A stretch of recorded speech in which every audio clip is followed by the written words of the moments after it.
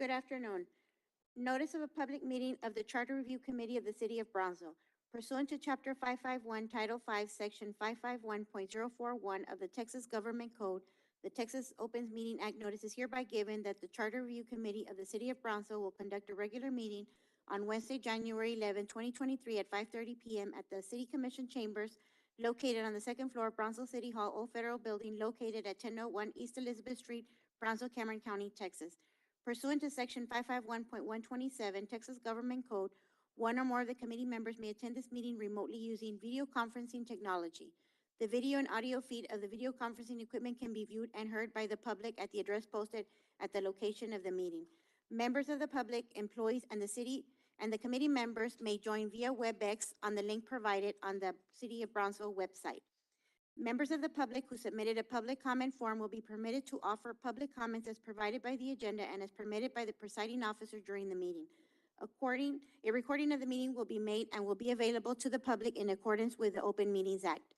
Chairman, it is now 5:32. You may call the meeting to order. I call the meeting to order.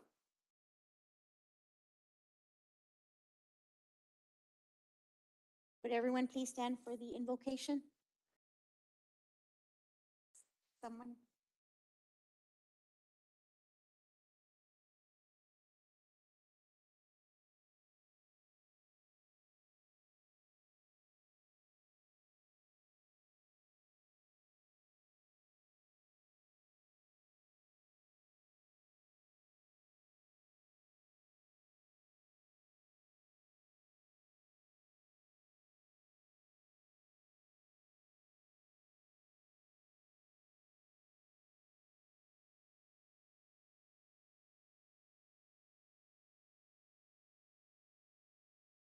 To the flag of the United States of America and to the republic for which it stands, one nation, under God, indivisible, with liberty and justice for all.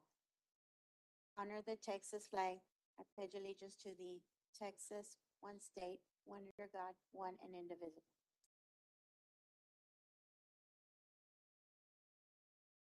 Next item on the agenda is a public comment period.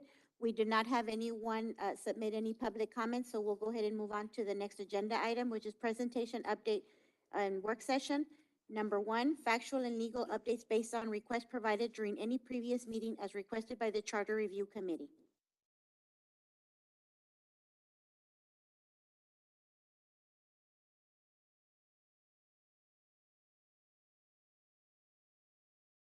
Good evening, committee. Hope you're all doing well tonight. So we're going to break this up into a couple of different presentations. I'm going to go first in regard to what's left to do for this committee with timeline. So I'm going to skip over a couple of these and go right here to this slide here. So as you know, at the last meeting, I reminded you all that there were only 4 meetings left and that next week you will have to present to City Commission. So at next week's meeting for City Commission, I kind of wanted to give you a little bit of a rundown of how the agenda for them will look and what to expect. So the first thing is, because you guys were put together rather late, a lot later than the last Charter Review Committee, what we have to do is add all the items on next week's City Commission agenda, which means the workshop or the work session will be on next week's agenda where you'll give the presentation. There will also be items for individual consideration, which will have, we're not sure if we're going to list them yet like we did the last time. In regard to the vote for City Commission, I don't know for those of you who were on the Charter Review Committee last time, if you saw the City Commission meeting in which we did the agenda item for the voting, but what we did was we lettered them A through J, or however many were 10, 11, and we listed each one out, and then City Commission went ahead, took each one separately and voted on them as whether or not to consider that a proposal for the charter amendments. And then after we have the items for individual consideration, we will also need to have a public hearing and a first reading on the ordinance, because as you can see by the deadlines up there, the last day for City Commission to call a special election is February 17th. There are only 2 meetings left for City Commission before that February 17th date. And by city ordinance, we are required to have 2 readings of an ordinance before it is passed. And that's how we are voting on, or having City Commission vote on the proposed amendments to go before the citizens, the community, as well as to order the charter election. And they have to be included. The shall to, language, all of that needs to be included in that ordinance. So tonight, we'll take all of your information, put it all together on everything that you voted on and have approved for City Commission to look at, to use as items on for individual consideration. It'll also be something you'll be able to present during the work session. So it'll kind of be like a double fold, if you will, double checking each other. And that'll be on, or that'll be what we'll do tonight. Next week's meeting for you all on December 18th will be the public hearing format that we had the last time at the event center. That meeting will basically be for the public to show up and make any recommendations, comments, concerns that they may have regarding the vote from the previous night as to what they would like to see you change to the language or make further recommendations or amendments to any proposals that may not have passed on January 17th by City Commission. Then the following week's meeting will be any finalization. It'll be back here. It'll be finalizing any items that City Commission may have asked you all to look at, to bring back to them for the February 7th meeting that they will have. If at that last meeting in January, which is the January 25th meeting, if you feel as if at that point in time, there is no reason to meet on February 1st, January 25th could possibly be our last meeting. Does anybody have any questions about the timeline? And what is going to happen in the next couple of weeks Yeah, I here guess in the City I'll just Commission? repeat what I understood to make sure. But on the 17th, we're presenting to the commission and they're going to vote on all the items. Correct. And then on the 18th, we're still having the open meeting with the community. Correct. And at that point, can we still change even though the city commission voted? Yes. We can still make amendments to the ordinance because there's going to be a second reading. The second reading will take place on February 7th. Of course, obviously, the changes you make will then need to be voted on commission to determine whether or not they want those changes incorporated into that ordinance for that special election. Okay, so when they vote on January 17th, that isn't final for the commission because they still have to do a second reading, Correct.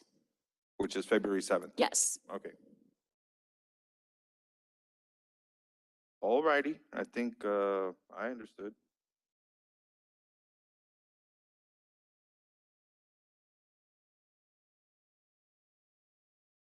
Good? Okay. That's all that we have under item number 1, Griselda. Item number 2, presentation and discussion on amendments recommended so far by the Charter Review Committee. So that discussion provides a great leeway into what you all have already approved, right? As a body, the majority that is. And so the first amendment that, of course, is technical. This is the first provision that you all have voted as a body to amend. We're going to include that as a technical amendment. The second section is where you have changed majority of the city commission to supermajority and replace unanimous vote with supermajority of the entire city commission, remove any board member with or without cause with a supermajority vote, no annual limits, and any board member may be removed if he or she violates his or her fiduciary duty. At the last think it was January 3rd, it's not on this slide, but on the last couple of meetings, you also added in a provision that allowed the city commission to suspend members, and of course, a due process as well. And then finally, you also have recommended quarterly public meetings with the Public Utilities Board, where the board will present specific topics that are outlined there, and require that the PUB present the budget for clarification and acknowledgement of receipt of the report, not necessarily approving it. And so those are the provisions that will be submitted to the city commission as the recommendations of this body thus far, right? Of course, we still have a few more meetings and we have quite a bit of work laid out for us. But I think at the inception of us all meeting and starting in, I think, late October, early November, that was very clear to us.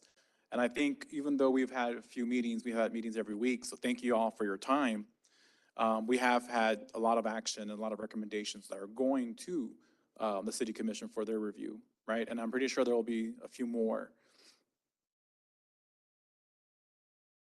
And with that, that will conclude that particular presentation. Any questions? Yes, Will. So this one that's up on the screen right now, we voted for this, is that right? I'm sorry, what was that again? What is up on the screen, it's something that we already voted for. Correct. And so I'm just wondering, why is this separate from the other recommendations? It's separated currently because those are the order of how they've been adopted or recommended by the committee. The final product will be the propositions that we will then draft along with special assistance of outside counsel just to kind of check our work. But that's essentially the reason why they're in this order. It's not necessarily the order of preference as far as recommendations. It's just the order in how you all have voted for the particular items. Okay, thank you.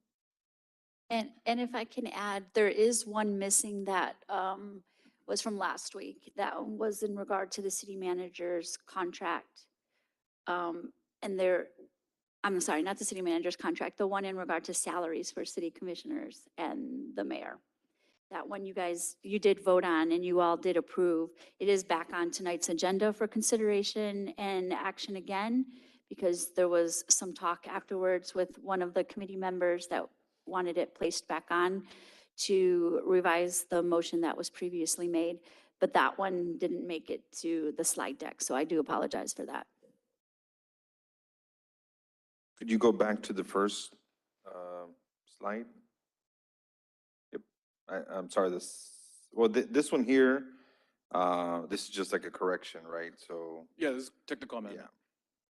Hopefully it won't cause any confusion, but, and here it's pretty clear on section C that we went from appointing from majority of the city commission to supermajority. That's pretty straightforward. Correct.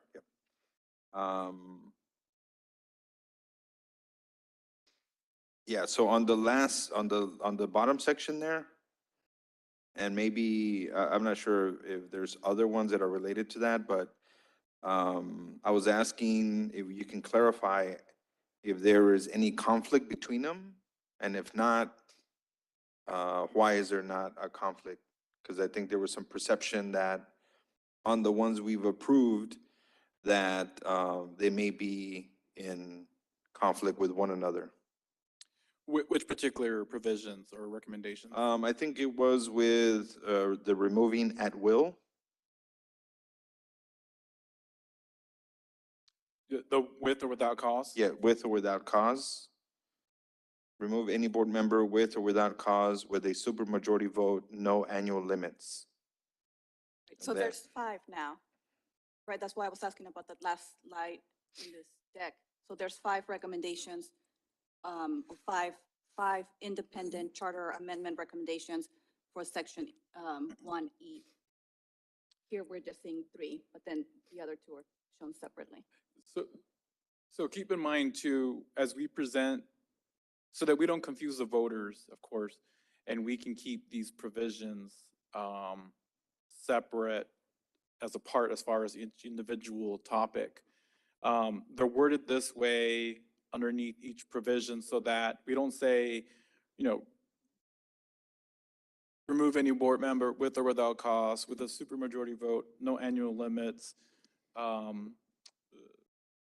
of the entire city commission, right? Because then at that instance, you have way too many amendments that are going on to that particular paragraph or provision.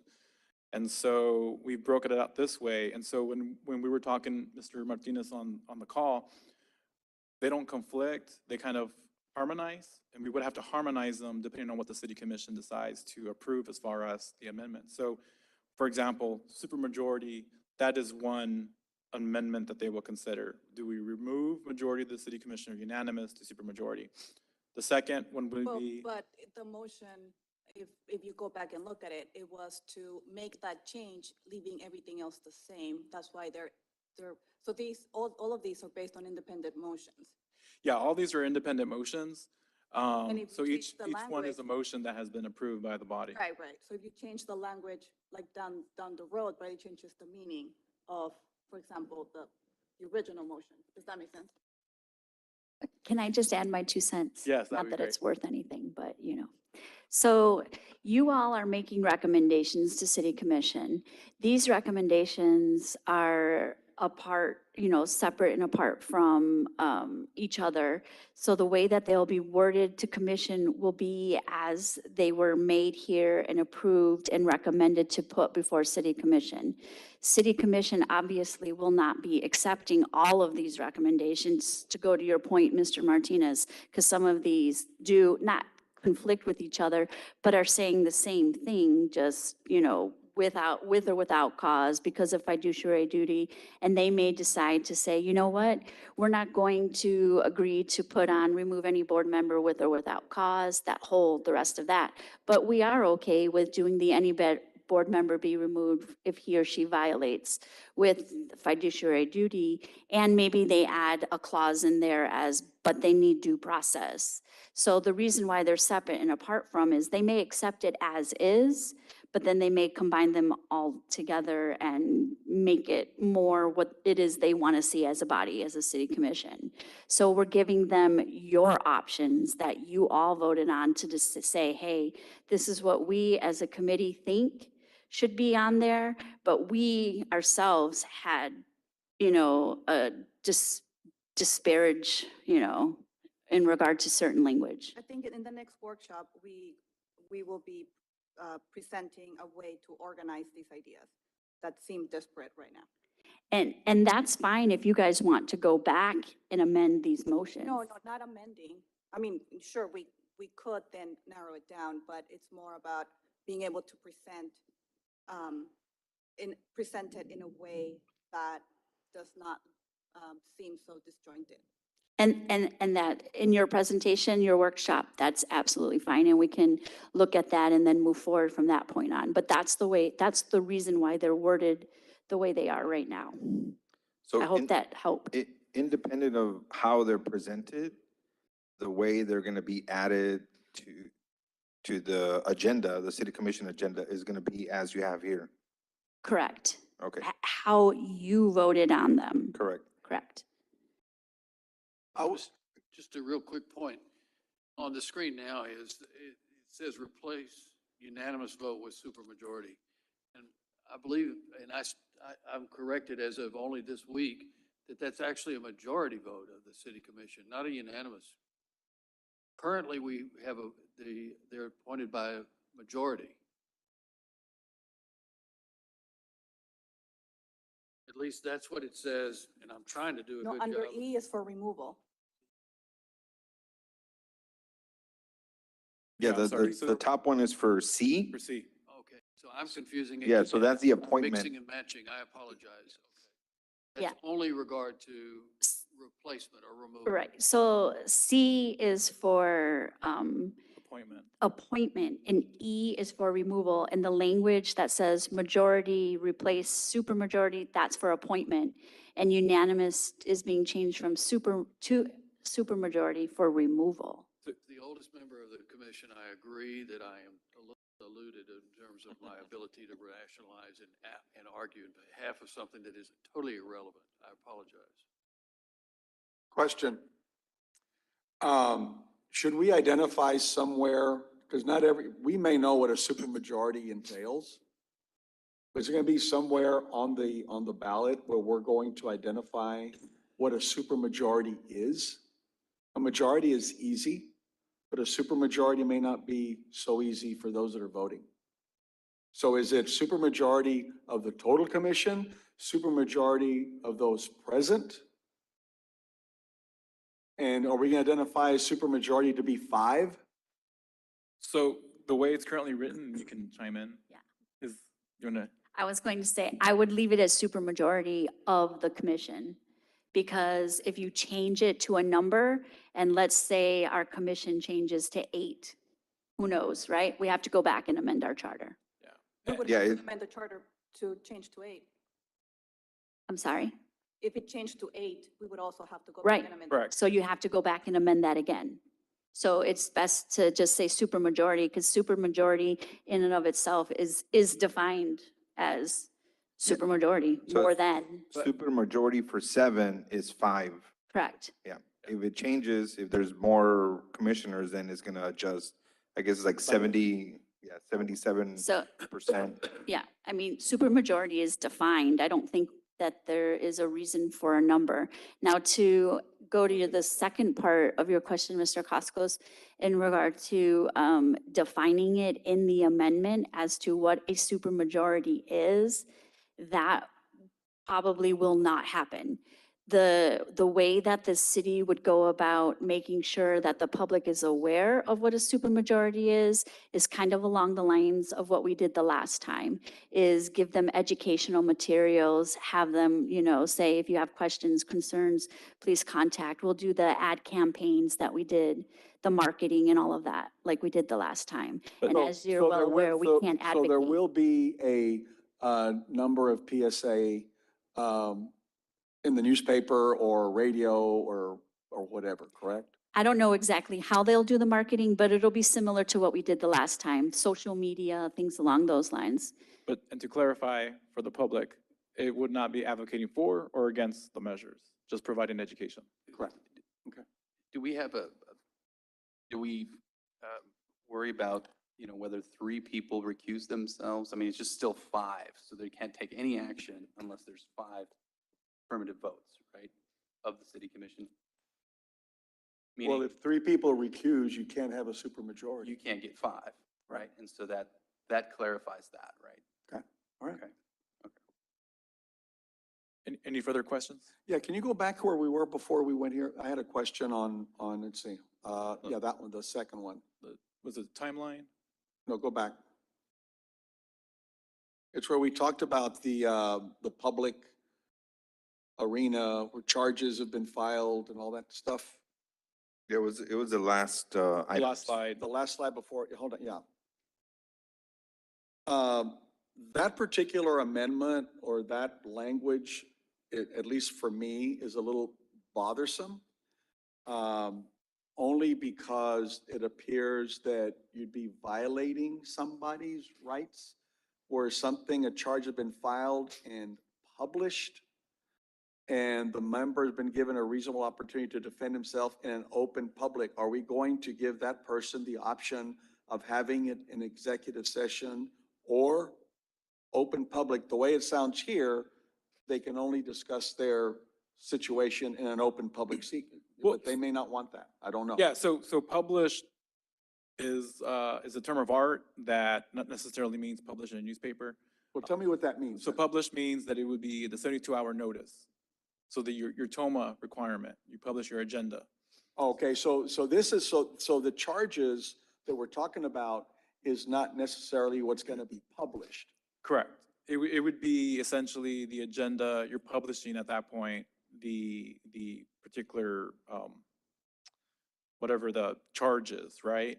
And it would be either heard in executive or an open session, and it just depends on what the individual's preference is. Yeah, to me, for cause and only after charges have been filed and published implies something different from what you're saying. I mean, I know what you're saying, but that sentence there implies something a little bit different. And then on the next to the last one, given an opportunity to defend himself in an open public hearing.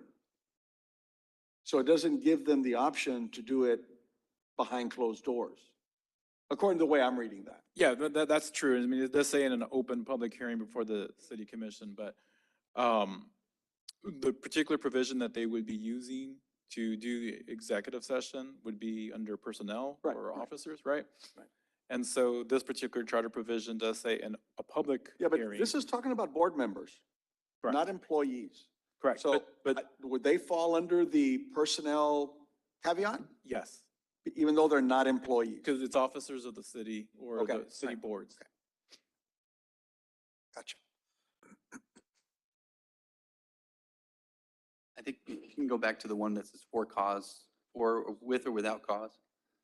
I think we just need to clarify for the city commission that there were two, and this might just be done during the presentation, but there were two separate votes, you know. It's not like we all voted for, with or without cause. It was two separate votes, and I think Well, with that, we all voted, not everybody voted for. it's true, it is true. I can see that, I can see that. And what's gonna happen is, these are the options that we're presenting to them, because like at the last charter, they change it there. They'll come up with something that, you know, they'll take our ideas and say, you know what, let's just do this, this, this. Hey, Vito, I don't think that we need to get into the weeds of this, because I think you're right. I think you give the commission options. They're going to do a lot of cutting and pasting, trust me. And they may take a lot of this stuff out and just not do it because it may not be politically expedient for them. So I think my position's always been give them as many options so they can cut and paste, they can put it together, but give them those options that, you know, that we can provide for them. Because none of this stuff that we're doing is binding anyway, right? They're going to, at the end of the day, they're going to cut and paste. Can those recommendations be in conflict with one another, council? I would say that the recommendations you make can be in conflict with one another. It's going to depend on what the city commission approves that cannot be in conflict with one another. So we would have to advise them at that point in time. If you vote on A and you also want D, you need to change some wording because they're in conflict with one another. Yeah. And I don't know per se that it's conflict, but it's kind of misleading. I understand what you're saying, but yeah. yes, we would be able to advise them at that point. Well, at this point, they couldn't approve all of our recommendations, because they do conflict, right? But the idea would be to present it in a way that, okay, and if we could limit it, and maybe we can combine one or two of these in order to, you know, either amend one of these, but basically we have two principles here. It's a supermajority and a regular majority. The supermajority, as it has right now, applies to with or without cause. There's a simple majority for breach of fiduciary, which I would say is in the same line as cause. And so we could have, we could amend these and just submit two of them, one for supermajority without cause, one for simple majority with cause. And then we can just have two suggestions as to whether we add an allowance for suspension and an allowance for due process. And so they could take a look I'm not at sure that those. they conflict, right? It can be and, I mean, it can be supermajority with or without cause, or if the board member may be removed if he or she violates fiduciary duty, or if they are, whatever your last two said. But the, Right. the fiduciary duty I would think would encompass cause. And so you would still have to have a supermajority because there'd have to be a decision accompanying that. So if I There's may two just differences. make a recommendation before we continue down this path on this agenda item, if we can wait for all of these comments to be brought up during the presentation, it may be solved at that point in time. I mean, right now, we're having the what if hypothetical conversation, and we don't know what the presentation will hold, right? And there's also an item for individual consideration where we did add anything that is discussed during the presentation that you guys can make consideration, discussion, and action, if any. Right. So we could do what you're saying and, you know, modify to remove. I think the next workshop is going to clarify some of these issues. Well, I don't think we have a next workshop. No, we Yeah, could. right here. No, it's on today's agenda. It's number 4. Oh, We have one more before that, Daisy, sorry. And yeah, I wasn't, just to close that, it wasn't what if, it was more like as is, right? But I guess we can close this, we can go to the next.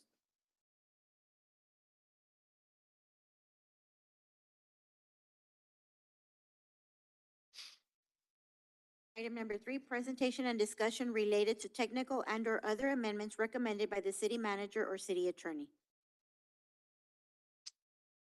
So in reviewing the city charter, and keep in mind, we did I don't want to call it comprehensive, but it was pretty good, review 2 years ago. Looking at the charter again, there was a few areas that we did find that need technical amendments. But one particular, I guess, request from our office or myself was what I'm going to present right now. So currently, and this is true for the city auditor as well, city auditor is appointed by the Audit and Finance or Audit and Oversight Committee. In most cities, it is appointed by, the person is appointed by the city commissioner, city council. Now, with the city attorney, the only provision that references a city attorney is in section 22 contracts for services, where it limits the city manager's contract to not more than 2 years, and then it throws in city attorney in there. So this is the current provision. Next slide. Most recently, I participated in a National League of Cities model charter amendments or provisions. And with regards to the city attorney's office, that actually was my particular area that we advised on, or I helped assist edit it. The city auditor, city secretary in most cities, but definitely the city attorney are officers of the city. To that end, I don't believe that a city officer, well, other than city manager, because that's a little different, city manager is customary to have a city agreement. TCMA actually has a standard template that they propose cities to use. But with regards with city attorneys, if they're going to be outside counsel, most city attorneys will use engagement agreements, not necessarily contract for services. And I think it's more in line with the Texas disciplinary rules of professional conduct for those attorneys that are on. You really can't, at any point, your client can fire you, right? Or you can fire your client. And so some of these changes, I think, that our office is proposing is clarify that the city attorney is appointed by the city commission, clarify the appointment of assistants and their particular duties and powers, clarify how outside counsel is engaged. And the reason for this is in the last couple of administrations, not necessarily the current administration, but in other administrations, there's been various contracts for legal services throughout the city. And so this would rein in those particular contracts, bring them under the city attorney's office, and then, of course, city commission would give final approval, right? And then, of course, removal. Because I completely believe that the city attorney works at the pleasure of the city commission or city council, and they should be able to be removed without severance and just, city moves on. And so if you go to the next slide. So these are some provisions that I've essentially just stolen from other cities and kind of modified to fit us. And so appointment by city commission, this particular provision just talks about appointing the city attorney, holds the office at the pleasure of the city commission, basically at will. The decision to remove them is final, but that's in the other provision. But they shall be the legal advisor of, an attorney of, and counsel for the city officers and departments. The next one, appointment of assistants. This will clarify that the city attorney is a director of the city attorney's office, and they will have the power to appoint such assistants as be deemed necessary. And then it sets the compensation that is fixed by the city commission or city council. I'll update that. But and this is usually done through the budget, right? Your budget request, you put in what your positions are, you submit your budget request, and then the city commission approves it. So it's not something that will be done individually on an individual basis to be part of the budget, But this is essentially how it's done in most cities to ensure that there's transparency in how the individuals are hired and also how they are provided their compensation. Next slide. Sorry, so you're suggesting to add a new chapter to the charter? Yeah, a new chapter or in addition to a current chapter, maybe under administration, maybe shortly after city manager. I just listed chapter XX as a placeholder for whatever it could go under.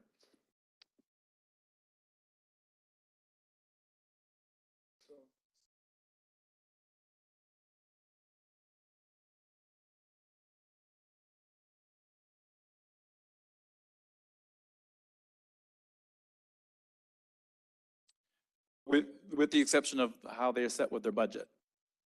Yeah, yeah. And so the reason for that is as the needs of the city might grow, you don't want to have another charter election that would then change it to where you have to have X number of assistants or et cetera. And very similar to the city manager's office, the city, there's provisions in there that I don't want to say forbid, but prohibit city commission interfering with personnel matters, really, because that is the city manager's like purview. And so it would be very similar to, because the city attorney's office is currently not on an office that reports to the city manager's office.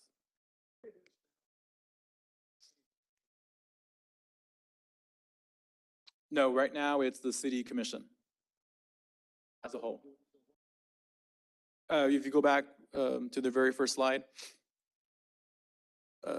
Nope, I'm sorry. I think you're going forward. Because that's the only provision that mentions city attorney. And it is not necessarily creating the office of or creating it as an officer of, is basically limiting it to shall not exceed 2 years in duration.